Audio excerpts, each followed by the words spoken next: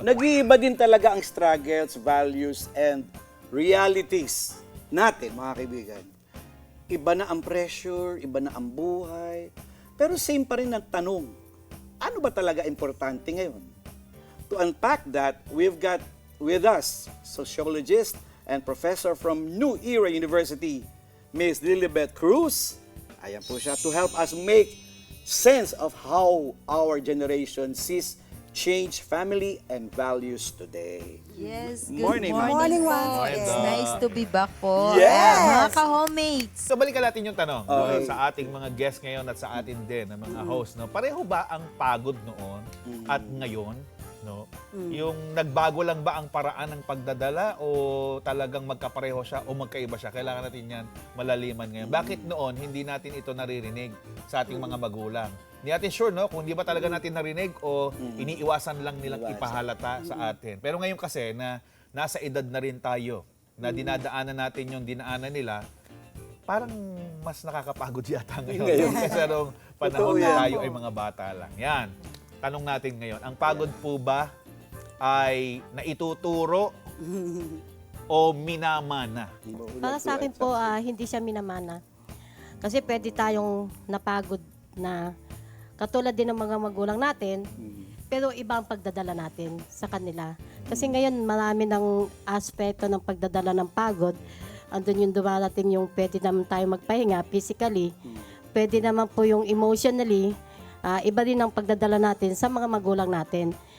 Gaya nga po noon, ang mga magulang natin, never natin silang nakitang dumaing. Pero ngayon, mayat maya ang mga magulang, pagod na ako. Ganon. Kaya po magkaiba para sa akin yung noon at sa ngayon. Kasi nung panahon ng mga magulang natin, yung pagpapahayag natin nung pagod, wala eh. Tahimik lang tayo. Katulad nung magkakaedad na namin ngayon, ano. Na kapag tayo ay nagsisilbi sa ating mga anak, ginagampanan natin yung tungkulin natin sa ating tahanan. Usually, hindi tayo nagsasalita. Yung pagpapahayag natin ng pagod, tahimik lang. Kasi masaya tayo na ginagampanan. Alam natin yung role kasi natin bilang nanay, bilang tatay, at alam natin kung ano yung makapagpapasaya sa ating pamilya. Kaya tahimik lang tayo. Hindi natin siya ipinapahayag kahit pagod na pagod tayo na pagod ako. Wala yung salitang pagod noon. Wala yung salitang burnout. Wala yung salitang stress. Pero ba't ngayon, Doc, parang mas malimit ng marinig doon sa mga nasa edad naman nung edad ng mga Kabatanan. magulang natin? No? Oo.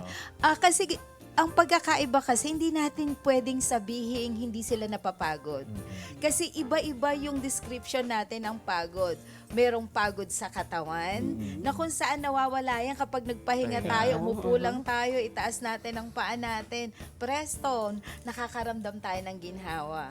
Pero yung sa kasalukuyan ngayon, sa dami ng dapat nating gampanan, hindi lang yung pag-aaruga sa ating mga anak, hindi lang yung pagbibigay sa kanila ng kasiyahan, plus the fact na kailangan tayo maghanap buhay para mabigyan natin ng ginhawa yung mga anak natin. Kaya ang nangyayari, nagkakaroon tayo ng issue sa ating pag-iisip ngayon. Yun ang nakakapagod, yung mental health. Tapos lumalabas na sa bibig. Kaya mas malimit Kaya naririnig na. minsan, merong, ang iba ay nagsasabi na, I am tired. At yun ang malimit natin naririnig. Na pag narinig natin naman, tayo mismong nakakarinig, parang tayo naman ang nai-stress. Kasi, tired ako din kaya. Si Miss Lynette, binasa natin yung kanilang mga achievements. Parang nakakapagod na, binabasa pa lang kanina. May family na, right, ma'am? Yes. Opo.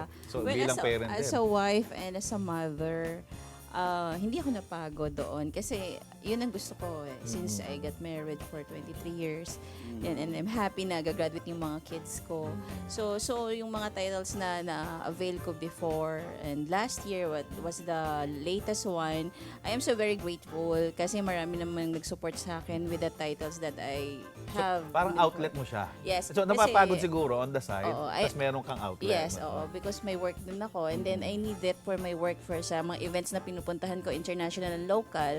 So for me, I enjoy my work. So but then ano lang kasi while we're getting older, so physically, kailangan nating matulog.